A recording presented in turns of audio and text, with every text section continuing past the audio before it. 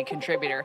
Tom, it's good to have you, and let's just kind of start with that theme, and maybe you can build on what Steve just told us. How do you interpret the Fed's move yesterday? Welcome.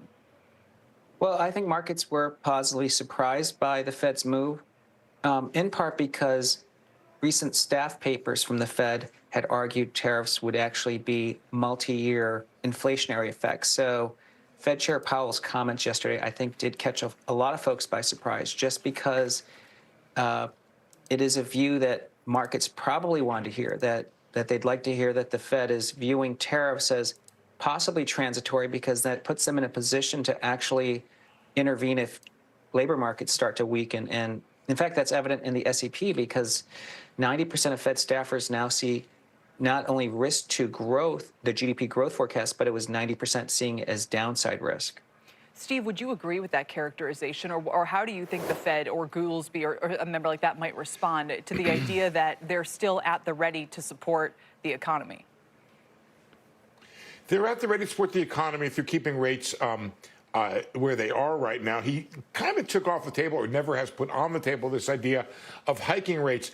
I think it's a difficult and very interesting dance the Fed has to do here. I think there's an argument, and people I've talked to have supported this, of the Fed talking tough right now about inflation to make sure and play a role in the idea that the tariffs do not become a broader inflationary, have a broader inflationary effect, but then being ready as needed to address the downside. Right now, it seems like because Powell feels like he's restrictive enough to deal with that inflation problem, that all the talk or the leaning here is addressing the potential negative effects of the tariffs, and the idea that they both brought down their growth forecast while they raised the inflation forecast. If this were the Volcker Fed or the Volcker idea, Kelly, you would say that Paul Volcker would be addressing the inflation problem and then get to the growth problem. Right, and Powell repeatedly says Volcker's the Fed chair that he kind of admires the most. Yeah. Granted, the inflation back then was very different than what we're dealing with now.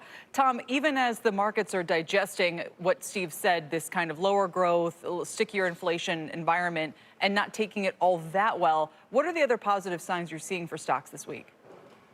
Well, I think that the sort of the big elephant in the room has been the absolute fear that has become systematic in markets around April 2nd and the tariff deadlines. And I think that there have been little hints this week that instead of April 2nd being the date of some sort of annihilation of trade relationships, that we may start to see either deals before then or even delays in implementation. And I think that really investors are going to breathe a sigh of relief, because, as you can tell, pessimism has become very pervasive because of the fears of what will happen on April 2. So I think that's a positive. And then the other is, and it's really a technical perspective, but Mark Newton, our head of technical strategy, has pointed out there are increasing signs of that we've actually established a tradable bottom. And that's not only the fact that we declined so quickly, but it's that market breadth has really been expanding and then actually following through in a way that looks like this is not a 10% decline that's leading to a 20%, but a 10% waterfall decline / heart attack for stocks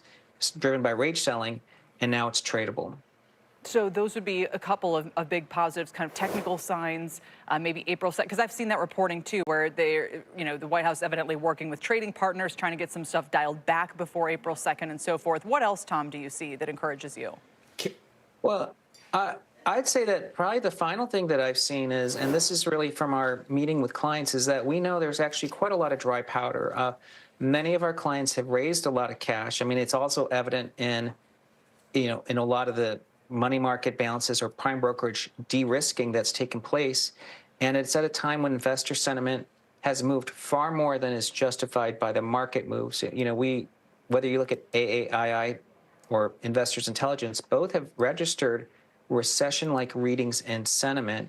And so it really creates the room for positive surprise. And that, again, I think it like what you just said, if tariff headlines aren't as bearish, and if there's all this last-minute work on negotiating something, and yesterday there was a tweet about how into the night Hesed and Lutnick and Besant were, working on a trade deal, that got so little notice. I think it just tells me markets could be positively surprised. And as we show bond yields, 4.24 on the 10-year. I mean, on the margin, Steve, that helps as well. What were you going to say?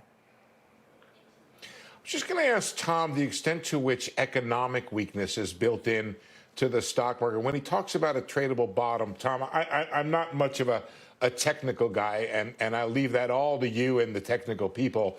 I'm more of a fundamental guy. I want to know if we do have a downturn, or if those lower growth GDP numbers come in, is the market set for that given what it has, given the sell-off that we've had? Steve, there's a difference between a speed bump versus an unraveling of the economic momentum. I think that stocks have discounted a negative March jobs report. I think that there is already enough evidence developing, whether it's on claims or what we know are the known effects in February versus March, that would say we should expect a negative jobs print for March. But I think that that's already been really well socialized, because there's not a single institution I've talked to that thinks jobs momentum is improving in March. I think they all looked at the February number of 150 and think it still could flip negative.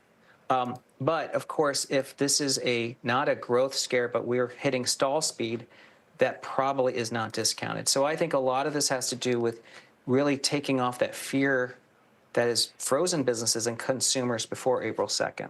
Yeah, fair enough. And I take your point that it has to be just a growth scare and not maybe a more sustained slowdown. We'll leave it there for now. Tom, thanks very much. Appreciate you joining us today. Steve, stick around. By the way, Tom will be